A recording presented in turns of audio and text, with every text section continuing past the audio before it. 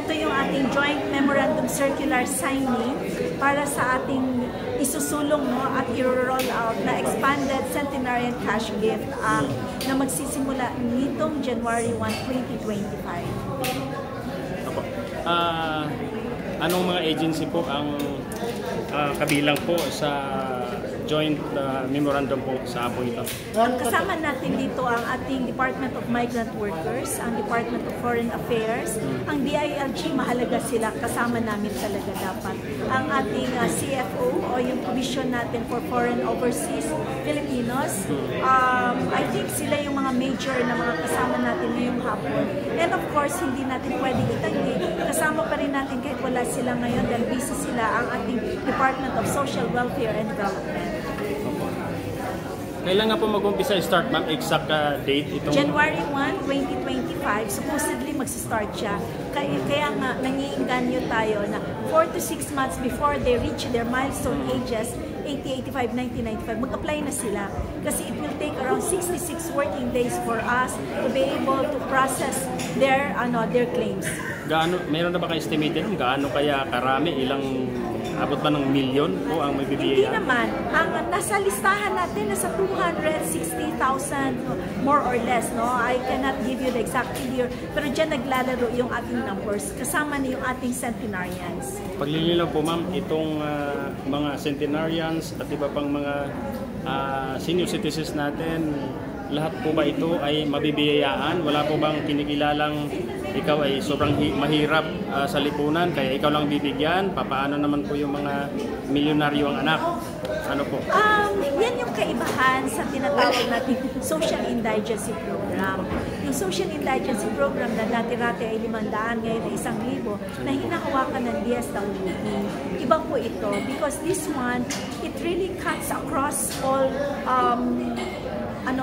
societal elements, no? Ibig sabihin, ikaw man ay may pension. Kasi eto, 80, 85, 90, 95, hindi na ito nagtatrabaho, di ba? Kagaya ng ating centenarian. So sila ay sustentado minsan ng kanilang mga kapamilya o kaya meron silang mga tinatawag na mga pensyon o kaya support, no? At sila naman ay hindi sakitin o kaya naman hindi sila mahina. Sila po ay tatanggap. Whether you are here in the Philippines or kaya ikaw ay nasa ibang bansa. Basta ikaw ay Pilipino. Ma'am, ang NCSC po ay bago po sa pandinig ng ilang mga senior citizens at mga bayan natin. Pwede po bang pagiliwanag kailan po ito nabuo? Salamat ha, napakaganda nung tanong niyo. Totoo yan, hindi nga nakikilala ang NCSC. Ang NCSC is the National Commission for Senior Citizens. Ito po ay na-create ng batas in 2019. 2019 po, ilang taon pa lang po siya, no? And ito ay talaga, ang tahas sa kanya ay upang pangalagaan at isiguro ang benepisyo at welfare and rights ng mga nakakatanda. Dalawa yung programang hinahawakan base sa mandato niya. Una ay kailangan policy making. So yung ating mga bills, mga kung ano na mga polisiya na dapat nating isulong, tayo yon. Pangalawa ay ang actual implementation of the programs. So sa atin din yun. Ma'am, do you have any panawagan po sa ating mga kababayan na magsi-senior, lalo na yung mga senior citizens?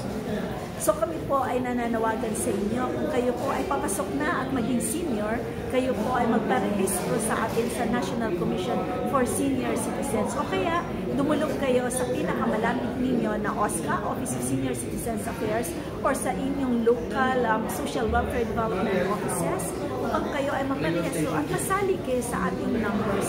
Pangalawa po, ang pag-edad natin ng 60 and beyond ay hindi po siya yung kumbaga, yun yung time na nag-retiro tayo. Kung di ito pa po ay isang parte ng ating buhay na pwede pa rin po tayo magkaroon ng dignidad, maghanap buhay, o kaya naman maging katuwang sa ating bayan upang tayo pa ay mapaunlad ang ating Pilipinas. At pangatlo, mahalaga po ay maging ehemplo ng mga kabataan kung paano ang isang nang-iedad na o kaya tumatanda